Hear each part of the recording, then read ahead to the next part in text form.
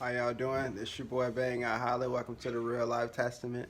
Make sure y'all hit that like and subscribe button. Help me grow my channel, whatever. Trying to get my message out there. But yeah, like I said, my name Holly.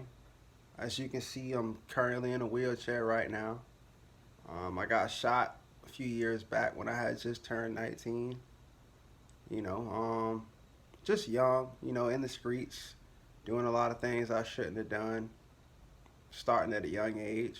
You know what I'm saying? And I had, both parents, mom, dad, but at the end of the day, I still made my own choices, still did what I wanted to do. You know what I'm saying? And that's kind of why I decided to make this podcast. You know what I'm saying? For the kids, to see this. Because, when you out here, you don't really think about the consequences to the things you do. You know what I'm saying? Like, I grew up, going to church and, going to, good grades in school, that type thing. And somehow I still ended up, going to the streets. And it's not hard to get into. All it takes is a little bit of influence. But hopefully I can influence somebody to stay out of jail. You know what I'm saying? Um, like I said, as a child, I had the normal childhood like everybody else, I didn't really play too many sports, I guess. I played a little bit of basketball, a little bit of football, but never really nothing too major. I guess that never really was like my thing. I wanted to, don't get me wrong, but it was just other things that was more exciting to me. The females and the streets. The guns, the drugs. Wanting to have a name for yourself. You know what I'm saying? And um, growing up, I had a lot of siblings. You know what I'm saying? I got like 8 brothers, older sister. But the age gap. They're in their 30s. I'm only 26.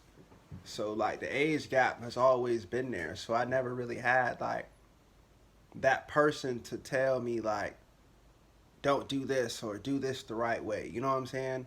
And like the person that I did have, the brother that was closest in age to me, my brother JoJo. You know what I'm saying? He got killed when he was 16. I was 14, and that kind of like helped affect and project me to getting into the streets. You know what I'm saying? It was like he was that one brother that I had in the household with me. You know what I'm saying? Like we actually grew up same mom, same dad, 2 years apart. So it was like I kind of looked to him for guidance. You know what I'm saying? And he was really a different type of person. You know what I'm saying? Like he would teach me the right thing, but he would also teach me the wrong thing. You know what I'm saying? Or it was more like he taught me a lot of the right things, but he was showing me that he was doing the wrong things. That being my older brother, I wanted to follow in his footsteps. I wanted to do the things that he did and be the person that he was. You know what I'm saying? And like I said, when he got killed, that kind of just like changed my whole perspective on life. Like I went through not even believing in God. You know what I'm saying? Because it was like we were so close. I looked at him more as like a father than a brother. You know what I'm saying? Even with the father that we had. But I'll get into that another time. But yeah, like I was saying though, so I migrated to the streets and like 12, 13, I started gang banging and really like active in the streets. You know what I'm saying? Toting guns, selling drugs, doing it all, and it all caught up with me. You know what I'm saying? In and out of jail, constant juvenile programs. Never really know adult stuff because I didn't really get in trouble like in my adult life until I got shot. You know what I'm saying? And yeah, basically like it was more like okay, when he died, I was around a group of friends that we shared. You know what I'm saying? And they lived a certain lifestyle, and I lived a certain lifestyle, and we just got real close, and it was like that bond that I built with them. It was like unbreakable. You know what I'm saying? So I said that to say this. When he died, like I clung to them. You know what I'm saying? So like whatever they was with, I was with because I felt like I didn't have nobody else. Like, don't get me wrong, like, I had my parents, I had a dad, but my parents had divorced when I was like 13, 14. And then, like, once that happened, because, before that, I was a good, basically like a good kid. I was getting good grades and wasn't really, out here like that. And then when that happened, it was like, I was just living with my mom at that point, and like I didn't really have that fear factor of, if I do this, my dad gonna get mad or I'm gonna get in trouble. You know what I'm saying? Like, my mom was cool. Like, don't get me wrong. Like, she was a parent. You know what I'm saying? Like, she she didn't want me to do the shit I was doing. She was trying her best not to get me involved in what I was doing. But like I said, you make your own choices. You know what I'm saying? And then after that, like I said, like, I didn't have that fear factor. So it's like, I'm doing any and everything because I don't have nothing to worry about. Like, even if my dad or whatever it was to say something to me, it's like, at this point, you really don't matter. You know what I'm saying? Like, you're not even really technically in my life no more. So like, nothing you can say can really make me feel or change or, you know what I'm saying, do anything like that. So like I said, though, point being, my brother died when I was 14. He was 16 or whatever. He got shot, just like me. He got shot and he died or whatever. So like, I really, really, really got out here. You know what I'm saying? And I was on this real big revenge tip. That was my thing. Like, I had to. I don't want to say like I had to get revenge, but like I had to like avenge his death in any way that I could. If I couldn't get to the people that actually killed him, I would, you know what I'm saying, get to anybody else that I could, any way that I could.